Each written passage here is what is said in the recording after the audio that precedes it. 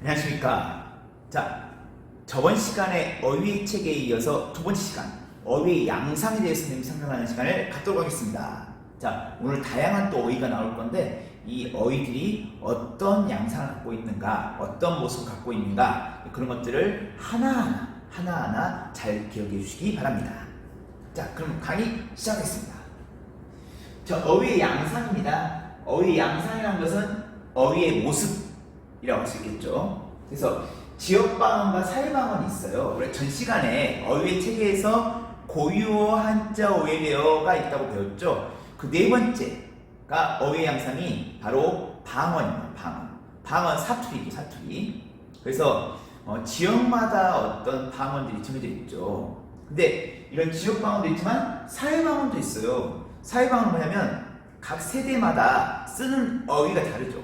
그래서 이런 어휘가 다른 것이 사회방언입니다. 선생님 같은 어른 세대가 쓰는 언어가 있고 어휘가 있고 또 청소년 여러분들이 쓰는 어휘가 있는 거죠. 이런 걸 사회적인 방언이라고 해요. 그래서 오늘 그걸 또 살펴볼게요. 단어 활동을 통해 지역방언을 해서 알아봅시다 했죠. 옥수수를 일컫는 말이 지역에 따라 다른 까닭이 무엇일지 말해봅시다 했습니다. 그 북한에 보면은 뭐 강릉, 서울 이 옥수수를 담쉬, 숙구 이렇게 하고요. 또 우리 경기도 지방은 옥수수, 옥숙구 이러고요. 또 우리 강원도 지방은 옥시기, 옥식기. 그리고 우리 충청도는 옥숙게이, 옥숙갱이. 우리 전라도는 옥수시, 옥소시. 경상도는 깡내이, 강남숙구 있죠. 이렇게 이제 각 지역마다 다른 거죠. 제주도는 강남대교, 강남대교하고. 근데 이렇게 옥수를 일컫는 말이 저희가 다른 까닭이 무엇일지 말해봅시다 했죠. 그 이유는 무엇이냐면 첫 번째로는 지역 간의 거리가 멀었어.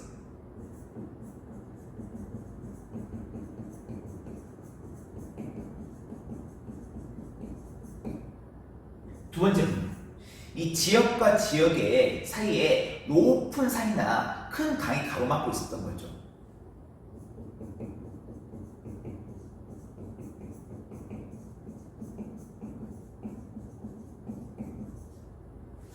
인해서 지역 간의 소통이 거의 이루어지기 힘들었죠. 그래서 지역마다 옥수수라는 특정한 대상을 가리키는 말이 달라졌다는 거죠. 이게 지역방언이 생겨난 이유입니다. 자, 그럼 이런 게 지역방언인데요.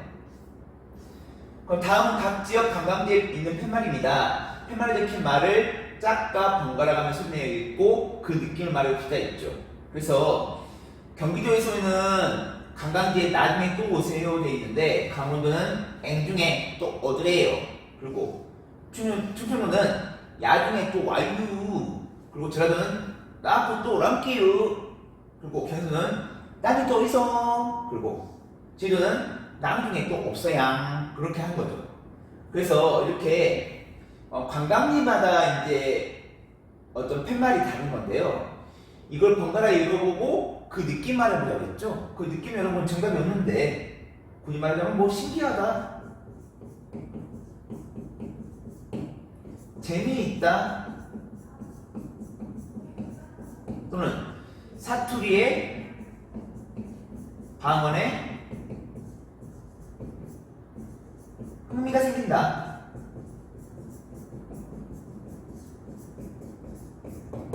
이렇게 여러분 정리할 수 있겠죠. 그 선생님은 이제 바람이 뭐냐면 여러분이 표준어도 물론 중요해요. 하지만 우리 지역 방언, 이 전라도 방언에 대해서 여러분 관심 갖고 그걸 계속 이제 공부하는, 관심 갖고 이런 우리 지역 방언을 소중히 아끼는 그런 자세로 여러분이 가졌으면 좋겠습니다. 이 방언을 쓰는 것은 나쁜 게 아니에요. 방언은 예전에도 제가 방언의 어떤 가치를 이제 설명하는 부분이 있었을 건데 방언에는 사투리 4가지의 좋은 점이 있습니다.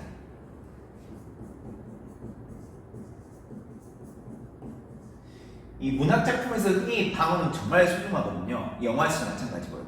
첫 번째로 방언을 쓰게 되면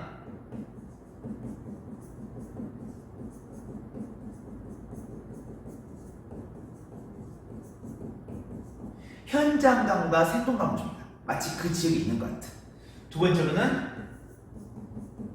문학작품이나 영화의 사실성을 부여하고요. 세 번째로는 친근감을 느끼게 해줘요.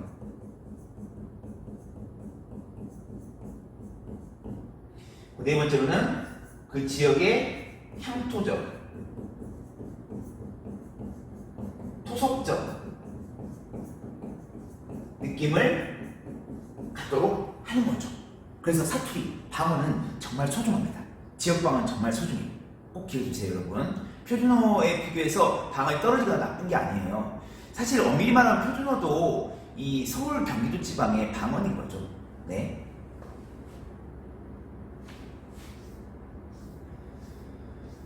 자, 이렇게 지역방언을 알아봤습니다. 같은 언어라 하더라도 지역적으로 떨어져 오랜 시간이 흐르면 단어의 형태가 달라지는 등 원래의 언어와 다른 모습으로 변화된다. 이렇게 지역에 따라 달라진 말을 지역방언이라고 해요. 사투리라고 합니다. 자, 그다음 두 번째, 다음 활동을 통해 사회방언에 대해 알아봅시다 했죠.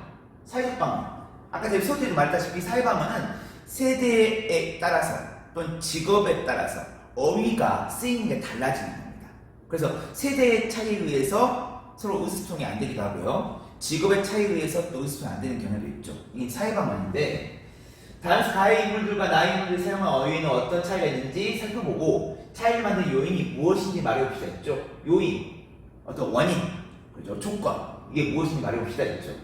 첫 번째 가입니다. 오늘 도희 생파 갈 거지? 넌 생선 뭐 샀어? 했죠. 생파 생선. 처음에 생선이라고 해서 정말 생선인 줄 알았어요. 물고기. 근데 그게 아니었죠. 이 생파는 생일 파티고 생선인데 생일 선물이죠. 그러니까 이제 듣고 있던 애가 난 문상 샀어 했죠. 문화상품권이죠. 이 선생님 이것도 이 문상 처음에는 정말 그 조문, 그죠? 돌아가신 분에게 가는 거 있잖아요. 그런 또 조문인 줄 알았어요. 그게 이제 일종의 세대 차이죠. 이런 어떤 청소년들의 어떤 사회방을 이해하지 못해서 생긴 어떤 해프닝이죠. 이렇게 썼고요. 아유 답답해 이 고구마. 이 고구마는 뭐예요? 답답한 사람을 가리켜서 고구마라고 하죠. 어제 저희가 문상을 싫다고 그렇게 눈치 줬는데 했죠. 그래서 이 가에 지금 인물이 사용하는 어휘는 어떤 차이가 있는지 말했죠. 이 생파, 생선, 문상 같은 경우는 줄임말이죠. 그죠? 그리고 고구마는 이제 유행어죠. 여기 뜻이 나와 있고요. 나입니다. 나는 어른 세대죠. 오래간만입니다. 그간 평안하셨는지요? 네, 영녀 덕분에 잘 지내고 있습니다. 이번에 영예가 결혼을 한다지요. 축하드립니다 했죠. 감사합니다. 이때 평안은 여러분 잘 알죠? 평안했냐?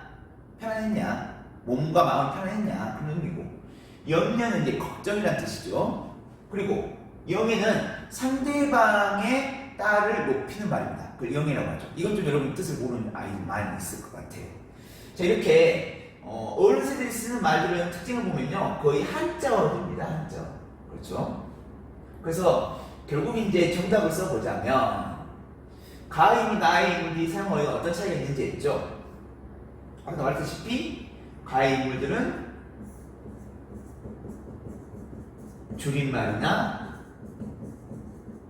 유행어를 쓰고요. 나의 인물이 사용한 어휘 같은 경우는 한자어를 많이 사용하죠. 그러면 차이를 만든 요인은 뭐예요? 바로 세대입니다.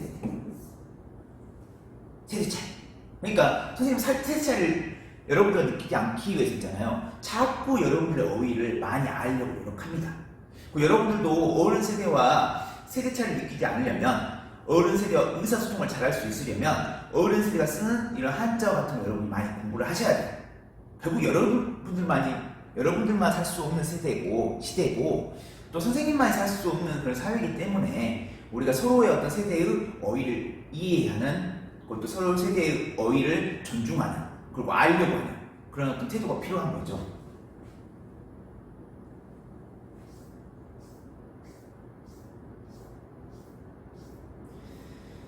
자, 그 다음 봅시다. 다음 가와 나의 밑줄치말은 각각 주로 어떤 문에 사용되는지 이러한 어휘를 사용했을 때 효과가 무엇인지 말해봅시다 했죠. 이건 사회방언 중에 전문어에 관련된 내용입니다. 그래서 여자 판사 분이시죠. 이제 심리를 종결하겠습니다. 교수님, 최후 변론 해주세요. 심리, 변론 이렇게 했죠. 심리란 용어는 여기 나왔다시피 재판의 기초가 되는 사실관계, 법률관계를 명확히 하려고 법원이 판사가 증거나 방법 따위를 심사하는 행위죠. 그러니까 이제 검사나 변호사들이 있잖아요. 각각의 원고와 피고에 어떤 사람들이 말을 질문해줘 이제 다양한 증거를 통해서 그럼 그 두 말을 듣고 있다가 판사가 이제 결정을 내리는 거죠. 이 과정을 심리라고 합니다. 심리. 그죠? 그다음 변론은 이제 변호사가 이제 자기의 어떤 피고나 원고에 대한 어떤 그 변호를 해주는 말이죠. 그 변론이라고 하죠. 카메라 감독님 클로즈업 준비해주세요. 자, 10절 가면 됐죠. 클로즈업은 여기 나왔다시피 영화, 드라마 등에서 배경이나 인물의 일부를 화면에 크게 나타내는 일이고 슛은 영화 따위의 촬영을 시작하는 일이죠. 그래서 결국은 각각 밑줄 친 말은 어떤 분야냐? 이 첫 번째는 재판, 법률 분야고요. 나 같은 경우는 이제 영화 분야죠. 영화 분야.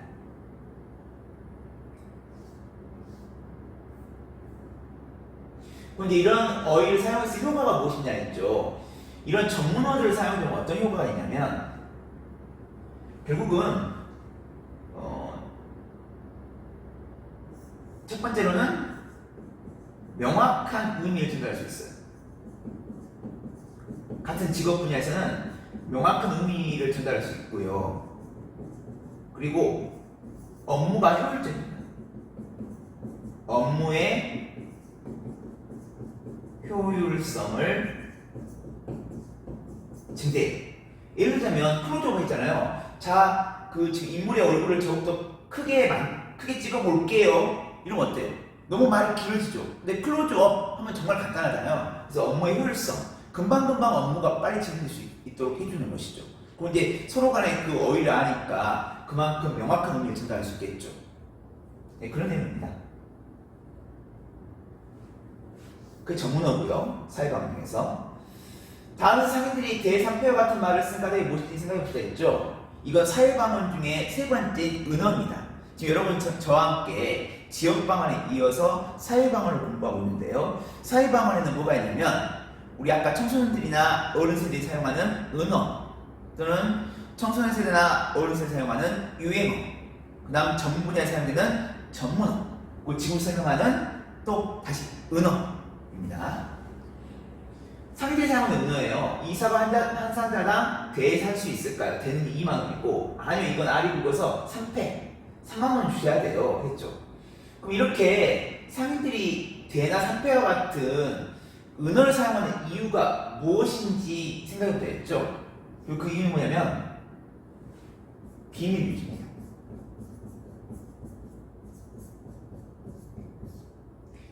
이런 은어를 사용하는 것은 이 특정 세대나 특정 직업의 그죠? 비밀을 유지하기 위해서요. 왜냐하면 이런 말들을 다른 사람들이 알아보게 된다면 때에 따라서는 어떤 그 특정 직업 분야나 특정 세대의 어떤 이익이 손상될 수 있거든요. 손해를 볼 수 있거든요. 그래서 그런 말이죠. 세대나 직업, 성별 등 사회적 요인에 따라서 다르게 쓰이는 말을 사회방언이라고 해요. 사회방언은 이를 사용하는 집단의 특성을 반영하며 구성원들의 소속감을 강화하거나 의사소통의 효율성을 높인다. 이게 이제 사회방언의 효과인 거죠. 그리고 세대에 따라 쓰이는 말들은 은어나 유행어, 직업에 사용되는 것은 전문어, 때에 따라서는 은어, 성별, 이것도 이제 남자와 여자에 따라서 이제 사용하는 어휘가 달라지는 거죠. 그래서 이것도 이제 은어일 수 있고요. 남성이 사용하는 어떤 말, 여성이 사용하는 말, 근데 상대 측 성별을 모르는 거, 뭐 그건 은어가 될 수 있겠죠. 또는 유행어. 네, 이런 것들이 이제 사회방언입니다.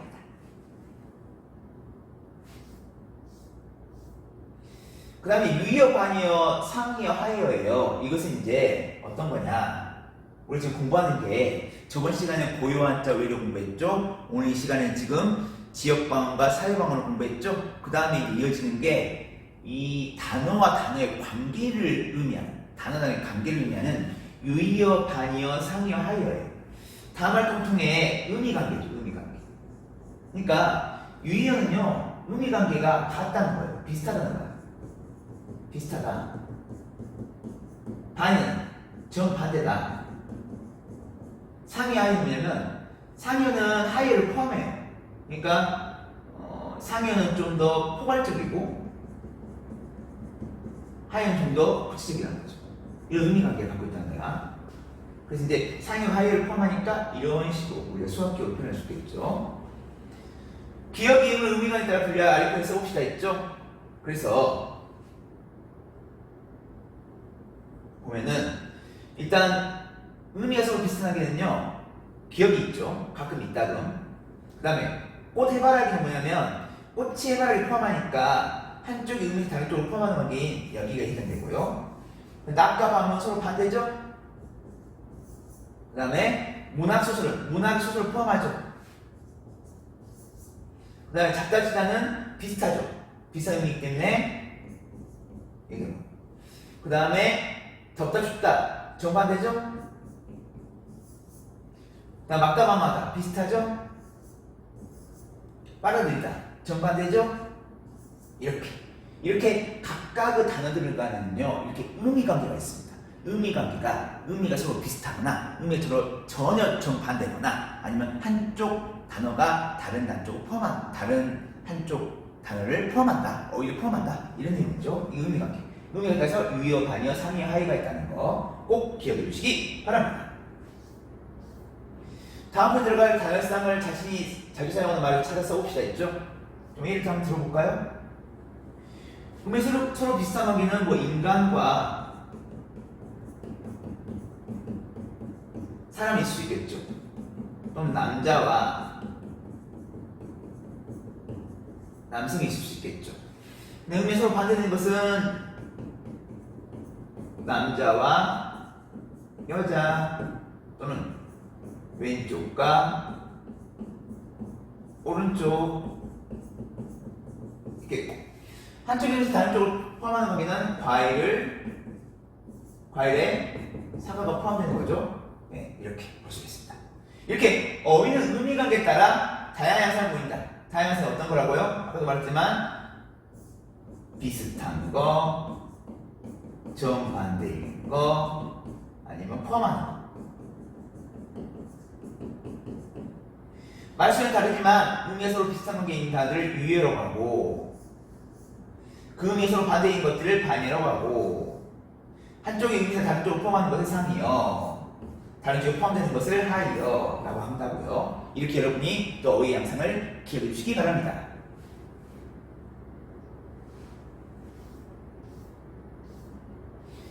가야한 설명은 날씨가 바로 연결해 봅시다 했죠. 그래서 이 고유어 같은 경우는 이게 전체적으로 다 나와야 하는데요. 그냥 각각 기억니을 선생님께 안내를 해버릴게요. 자연스러운 말 가운데 우리말을 이루는 거. 우리 저번에 배웠죠? 외래요. 지역에 따라 달라진 말. 지역방. A부터 우리말에 있었거나 우리말에 기초하여 새로 만들어진 말. 한쪽에 없는 다른 쪽에 포함되니까 하이어죠. 말수는 다르지만 의미가 서로 비슷하게 있는 단어들 이걸 뭐라고 합니까? 유의어. 한자 기초에 만들어진 말 한자. 의미가 반대되는 관계에 있는 단어들 반의어. 세나 직업 성별에 따라 다르게 쓰이는 말 이건 사회방어. 한쪽에 있는 다른 쪽을 포함한 단어 상의어. 이렇게 정리할 수 있겠죠? 자, 그 다음 봅시다. 다음 걸 살펴보고 어휘의 체계에 대한 이해를 바탕으로 하여서 어휘 체계는 뭐예요? 고유어, 한자, 외래어죠. 아래 활동해 봅시다 했죠? 하나의 레스토랑이 새롭게 태어납니다. 10월 20일 건물 이전으로 이전합니다. 좀 더 넓은 매장에서 세련된 인테리어로 여러분 맞이하겠습니다. 했죠? 이 자꾸 좀 줄거리는데 밑에 나와 있겠지만 우리가 미리 그냥 해버립시다. 그럼 하늘은 뭐예요? 고유어죠. 레스토랑은 외래어죠. 그리고 매장, 한자어죠. 그다음 홈페이지 모두 고유어죠. 기념품, 한자어죠. 홈페이지, 외래어죠. 이렇게 정리한 내용이 나올 겁니다. 위가 미신아들을 고유한 자 외래어 불려봅시다. 선생님과 같이 했었죠? 넘어가고 다음에는 어려운 자 외래어 다듬은 것인데 이를 참고하여 기업 디귿을 적절히 바꿔봅시다 했죠. 자, 이벤트는 행사, 증정합니다는 드립니다. 내비게이션은 길 도우미, 뭐 이러면 되겠죠? 여러분?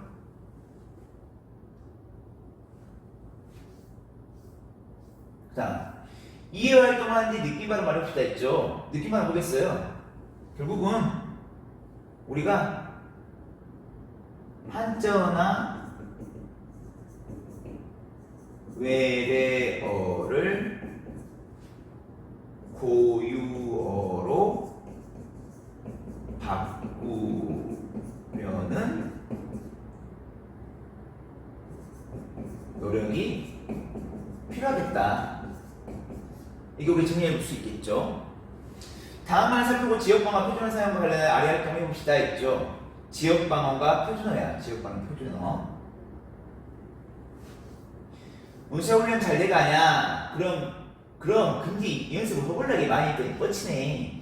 김선수 올림픽에 출전하는 방법을 말씀해주세요. 그동안 열심히 훈련한 만큼 요리가 되지 않도록 최선을 다하겠습니다 했죠. 은수가 가해성 지역방어를 나에서 표준어를 사용한 까닭은 무엇일까 했죠. 자, 가해성 지역방어를 사용한 이유는 뭐냐면 이 사적인 상황이기 때문이에요. 동료이기 때문에 이제 이 지역방어를 사용한 거고요. 나에서 표준어를 사용한 이유는 뭐냐면 공적인 상황이기 때문입니다. 그리고 이처럼 상황에 따라 지역방어 또는 표준어를 선택하여 쓰는 경우를 더 생각해 볼 수가 있죠. 뭐 어떤 경우가 있어요? 아까도 제가 소재에 말했다시피 지역방어를 사용하는 경우는 문화작품에서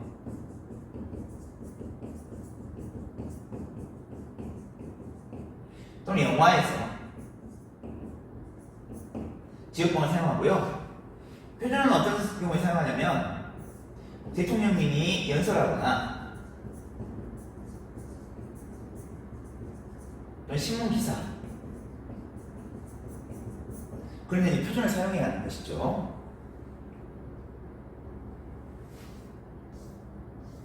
다음을 살펴보고 사회방을 사용할 때 유의할 점을 알아볼 수 있죠. 근육이나 인대가 파열된 것은 아니니 약 드시고 간호사가 이르는 대로 얼음찜질하시면 됩니다. 아시겠죠? 네. 이 환자 럽처나 아이니 엔세이드를 쓰면서 얼음찜질하면 되겠네요. 네, 알겠습니다. 이 럽처나 엔세이드는 전문어죠. 할머니 얼른 오세요. 드라마 본방사수 해야죠. 응? 뭔 사수?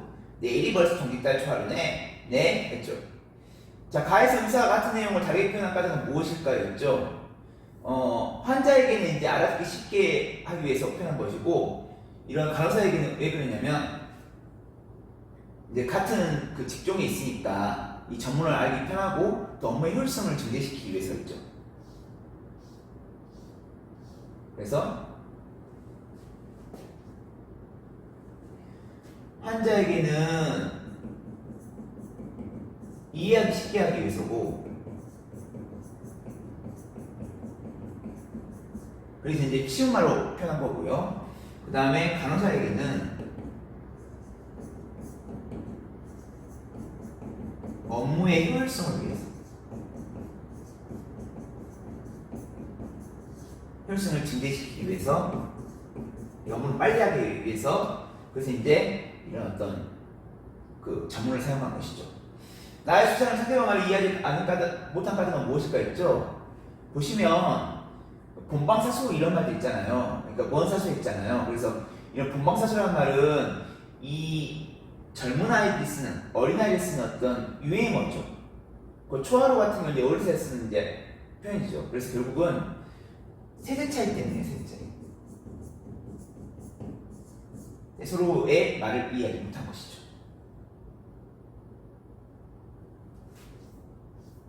일가의 활동으로 따라서 사회방을 사용할 때 유의할 점은 무엇이냐? 아까 선생님이 설명했다시피 결국은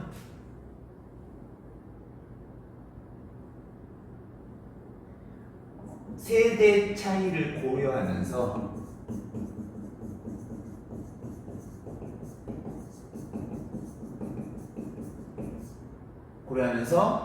어떻게 해야 돼요? 그 세대가 이해할 수 있는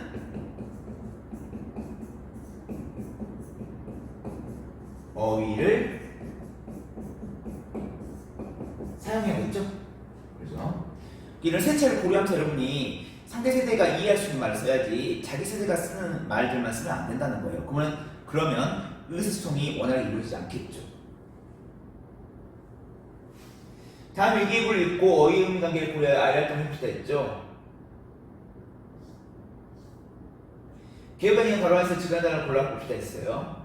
어젯밤 전국적으로 얇은 가는 비가 내렸는데요. 얇은 가는 이제 위어죠. 비슷한 의미인 거예요. 근데 가는 비가 맞겠죠?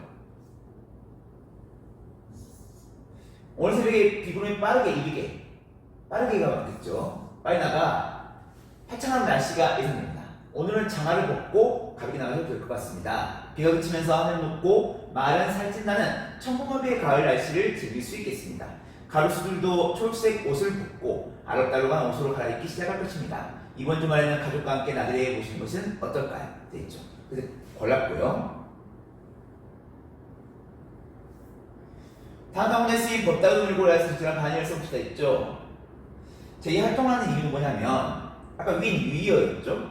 여기 이제 반이어인데 이 똑같은 형태의 단어일지라고 했잖아요. 상황에 따라서 반이어가 달라지는 거예요. 장화를 벗다의 반대는 신다죠. 초록색 옷을 벗다의 초록색 옷을 입다죠. 모자를 벗다 모자를 쓰다죠. 그죠?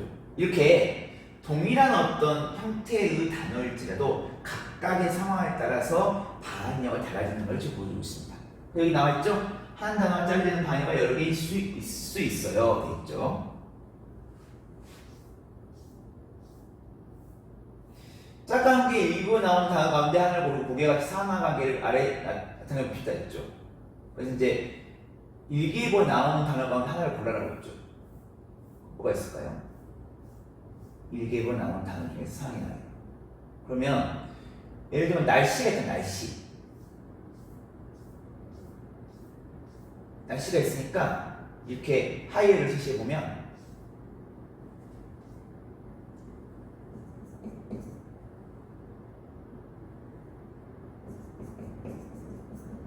날씨 해가지고 하이어로는 맑음, 흐린 또는 비용 이런 게 있겠죠. 뭐 이거 말고도 장마, 가뭄 이게 있을 수 있겠죠. 이게 이제 상이어고 이게 하이어죠.